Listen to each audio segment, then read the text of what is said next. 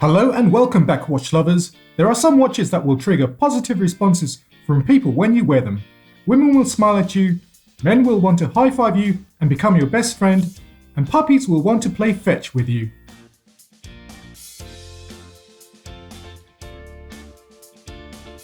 When wearing these watches, you're showing the world that you're a good sort and that you have made it in life.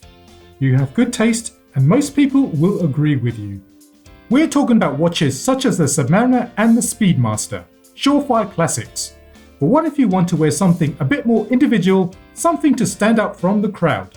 Well, we need to be a bit more careful here, as there are some watches where wearing them will elicit a "what the heck were you thinking" response from at least half the population.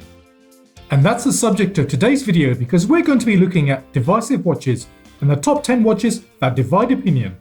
Let's begin the countdown.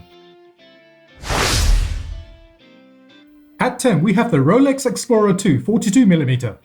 The reference 216570 was introduced at Baselworld in 2011, and it was Rolex's attempt to further distinguish the watch from the GMT Master 2 on which the watch is based. They made the watch case 2mm larger from previous generation's 40mm shown here on the left, which doesn't sound like a lot, but in reality this size increase also enlarged the watch's dial enough to make it seem face heavy. This effect is more pronounced on the white dial version, and the sloping steel bezel also draws the eye towards the watch's unwieldy proportions. To compensate for the increased dial size, the hands had to be made wider and the hour markers made larger, which no doubt helps the watch's legibility. It could be argued that the improvements in legibility are in keeping with the Explorer 2's original intent, which is a watch designed for adventurers and cave explorers, but it also disturbs the watch's aesthetics.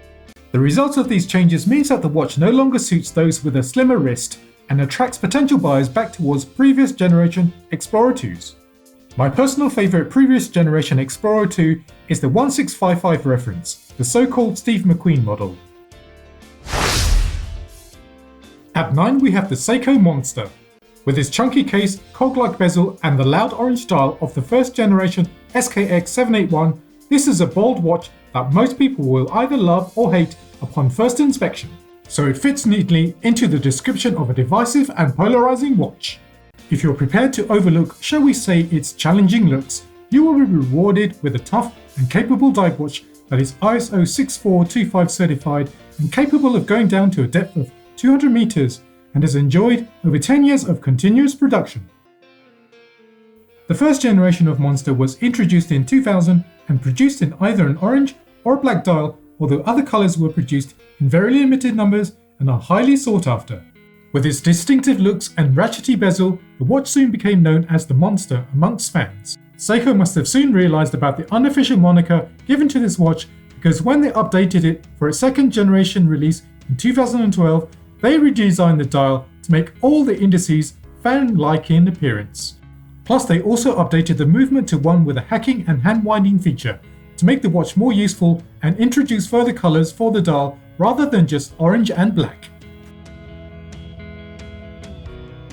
The Monster is now in its third generation and has been given enhanced features such as a movement with a 50-hour power reserve, a cyclops on the crystal and a brushed steel case. It may have moved more upmarket and become more balanced in design, but I also believe that it's lost some of the original watch's boisterousness. It still retains the original watch's design DNA of the cog-like bezel, the partial crowd protecting the crown, and of course the fangs for the 12 o'clock indices. If you're prepared to overlook the watch's initially challenging design, then perhaps you can fall in love with the Monster. At 8 we have the Seiko Green Alpinist SARB 017. When viewing the specs of the SARB 017, this seems to be a watch with quite a lot going for it. It has a 6R15 movement with a 50-hour power reserve, the same one used in third generation Monsters previously mentioned, a sapphire crystal and a quality brushed steel case. Not to mention a screw-down crown that helps to give the watch a 200 meter water resistance, and also a built-in inner bezel that can be used as a compass. The Seiko Alpinist has a long and rich history, and its roots can be traced back to 1961 when the LAUREL Alpinist was first introduced. LAUREL was the Seiko sub-brand and was the first watch to carry the Alpinist logo. It was Seiko's first serious attempt at a sports watch and was designed for mountaineers. Skip forward a few years to 2006 and we have the SARB 017 which is actually the 5th generation of Alpinist watches. This generation was introduced with 3 different coloured dials, the SARB 013 with a cream coloured dial, the SARB 015 with a black coloured dial, and the SARB 017 with a green coloured dial. Now let's talk about the most divisive feature of the SARB 017, and that is the green sunburst coloured dial.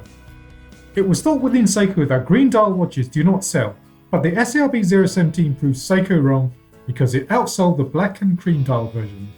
However, the number of green dial Alpinists on the second-hand market leads me to think that the love affair with the green dial is soon short-lived, causing owners to part ways with their watch. For me though, the most divisive thing about this watch is not the green dial but the gold hour and minute markers and the so-called cathedral hands. I feel that these don't belong on a watch that is supposed to be a sports watch and is towing the line too much between a sports watch and a dress watch. The SARB range of Alpinist watches was discontinued in 2018, but there is news that a new generation of Alpinist watches will be appearing in 2020. I have my fingers crossed that Seiko will look back at previous generation Alpinists for a redesign inspiration, particularly the SBCJ 023 SS-ASS model, which in my opinion was the most beautiful of the Alpinist range.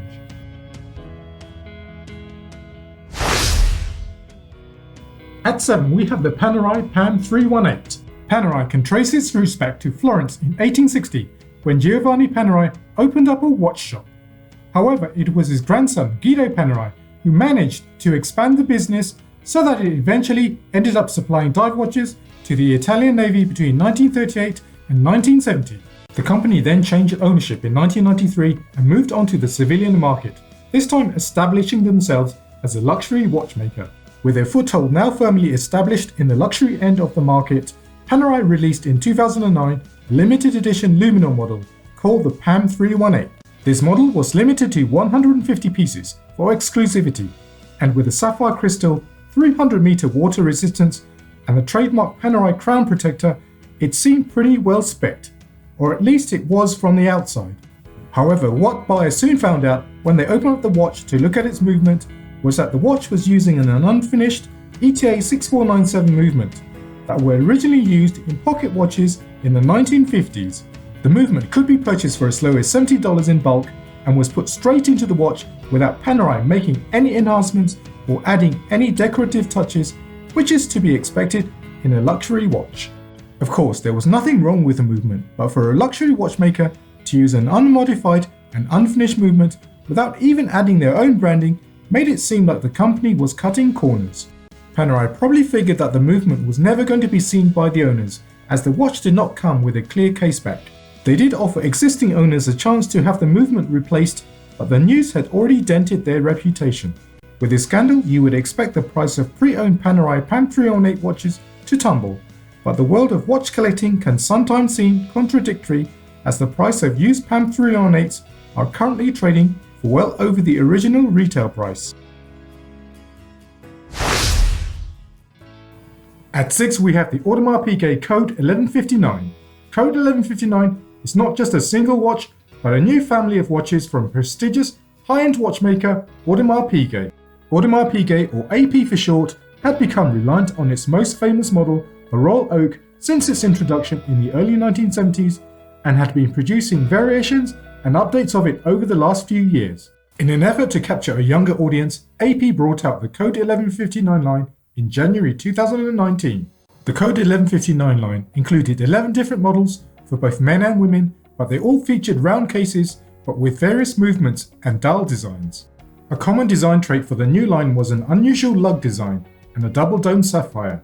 When launched, the Code 1159 line was met with lukewarm response at best. Critics attacked the line's dial designs as either being too bland or too complicated to read, and they complained that the design didn't set the heart racing like the Royal Oak. However, what they had forgotten was that the Royal Oak's design was also attacked when it was first launched, as it was so different from other watches at the time, and it took a few years for it to fall into people's hearts. Only time will tell if the new Code 1159 line will be a success.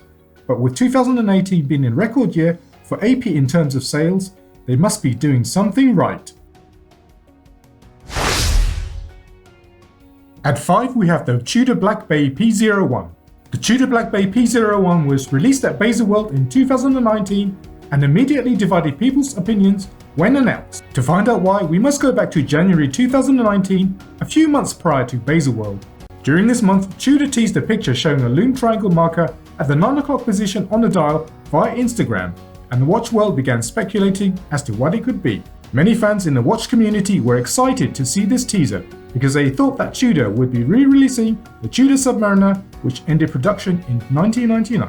When the watch was finally revealed at Baselworld, many fans felt disappointed because the watch did not turn out to be their beloved Submariner, but a modern interpretation of a prototype watch developed in the 1960s. The original version of the Black Bay P01 was codenamed Commando and was secretly developed by TUDOR in the hope of winning a contract with the US Navy. In the end, the US Navy went with another supplier, and the watch was resigned to the depths of TUDOR's vaults, only to be resurrected in 2019. The Black Bay P01 featured a big 42mm case, which was also elongated because it housed a bezel locking mechanism. The sheer size of the watch meant that it would only suit some people's wrists. My opinion of the watch is that although I wouldn't buy it, I'm glad that TUDOR had the guts to release such a divisive watch. I guess that at least it's appropriate for their slogan, which is Born to Dare. At 4 we have the Richard Mille Bonbon collection. If there is such a thing as a divisive person in watchmaking, it would be Richard Mille. Richard Mille watches have only been around since 2001, but they have given a new definition to the way that we think about luxury watches. For over 100 years, the high end of the watch market had been dominated by the likes of established watchmakers such as Vacheron Constantin and Patek Philippe. They made meticulously crafted pieces using traditional luxury materials such as gold and platinum. Then came the Richard Mille RM001, released in 2001, a high-end watch from an unknown maker, costing over $100,000 but using high-tech materials such as carbon and ceramics, but also paired with traditional watchmaking techniques. To say that Richard Mille shook up the luxury watch industry would be a fair thing to say. We can even see that their designs have even influenced established watchmakers such as Audemars Piguet, who are also releasing bigger and brasher watches with see-through cases. As for Richard Mille, their latest collection is called the Bonbon collection and was inspired by fruits and sweets. 10 different models in the line were released at SIHH in 2019 and with a limited run of only 30 pieces per model. At first glance, the watches appear to be reminiscent of children's toys, but with their high sky prices, they are anything but. They can be likened to high-end works of art, just like Jeff Koons sculptures, which are influenced by children's balloon animals, but sell for millions of dollars. Regardless of whether or not you like the watches in the Richard Mille Bonbon collection remains a moot point because all the pieces released had been sold out. At 3 we have the TAG Heuer Aquaracer Caliber 5. The Aquaracer Caliber 5 was first released at Baselworld in 2015. It's actually a well-spec'd dive watch with a screw-down crown, 300-meter water resistance, sapphire crystal and a ceramic bezel. So why does it divide opinion amongst the watch community? Well, it's because TAG Heuer's reputation precedes it. TAG Heuer was formerly known as just Heuer and was purchased by a holding company called Technique d'Avant-Garde in 1985, or TAG for short, and Heuer's name changed from just Heuer to TAG Heuer. During the next 15 years under their ownership, they sold many watches, but it was perceived that the brand's reputation was diluted because they brought out new models and some with questionable build quality and with weak designs. They also used cheap movements, with some watches being fitted with plastic movement container rings, which some felt not befitting of a luxury watchmaker. Then in 2000, the brand changed ownership again, and since then the new owners have been trying to salvage its reputation through improvements in quality and new models. The Aquaracer Caliber 5 is one such new model, and the quality is overall quite good, but some in the watch community were finding it hard to let go of their prejudices. My opinion is that although it's a good watch, I think it's overpriced at the full retail price of $2,500, but if you can get it for under $2,000, then it starts to become a good proposition. At 2 we have the Hublot Big Bang. Hublot released its first watch at Baselworld in 1980, and for nearly the next 25 years it remained in the background of the watch world, neither receiving much of a sales success or making much of an impact. It was only in 2004 when new chairman Jean-Claude BIVER was appointed at its helm that things took off for the company. Jean-Claude BIVER can be said to be something of a marketing genius, as he had been previously credited with turning around the fortunes of Blancpain and Omega. A year after he joined the company, the Big Bang was launched in 2005. The watch took design elements from the first Hublot and then magnified them. It also used a completely new case construction, and at a width of 44mm, it was an ostentatious presence on the wrist. As well as their outlandish watches, another facet of Hublot's success is their marketing, whether it be through their own boutique stores or through partnerships with brand ambassadors who are successful and also sometimes polarizing individuals in their own field. These techniques have helped Hublot to be successful, with the Big Bang making up over 50% of their sales. So why is the Big Bang and Hublot as a company so polarizing? A part of it has to do with the fact that the Swiss watch industry is a mature industry, only getting to where it is now with over 150 years of work and research. So when a company comes along that disrupts the status quo, it's going to come under attack. They also critique the fact that Hublot outsourced the manufacture of many of the components that make up their watches. This is something that Hublot are trying to address after having built another manufacturing plant at Nyon in Switzerland. From my own point of view, the Big Bang watch's aesthetics are not to my personal taste, but an innovative company that brings new ideas and designs should always be welcomed. So here we are folks, number 1 in the list. Did you guess what it was? At number 1 we have the Daniel Wellington Classic Watch. Daniel Wellington was started by a Swedish person named Philip Tysander in 2011. The story that the company is telling is that whilst Tysander was backpacking around the world, he met an English person named Daniel Wellington who liked to wear vintage watches on NATO straps. He liked the aesthetic so much that the Daniel Wellington brand was born. Whether the story is true or not remains to be proven, but what is proven is that the company has enjoyed phenomenal success over the last few years. It was even named as the fastest growing private company in Europe in 2017. As far as their watches are concerned, they are essentially quartz dress watches with a very simple dial, and their most popular line, the Classic line, are sold on a NATO strap. A huge part of their success is their embrace of social media, particularly Instagram. The company has an Instagram account to which you can post stylish pictures of yourself wearing their watches. In order to do that, you need of course to own one of their watches. Also, the brand's gender split of customers is almost 50-50 men and women, something that you don't get with traditional watch companies, whose customers are mostly men. So why are Daniel Wellington watches so polarizing amongst the watch community? A major reason given is the value for money that you get with their watches. Critics claim that the watches use cheap Myoto movements and are made in China, and with the retail price of over $100, the markup to be too high. Yet the price point does not seem to be detracting customers, as their sales success shows. My own personal opinion on the watches is that I wouldn't personally own one myself because I prefer sports watches over dress watches. But if I were in the market for a dress watch, I would go for something like the Orient Bambino, which at least is made by a proper watch manufacturer and at a similar price point.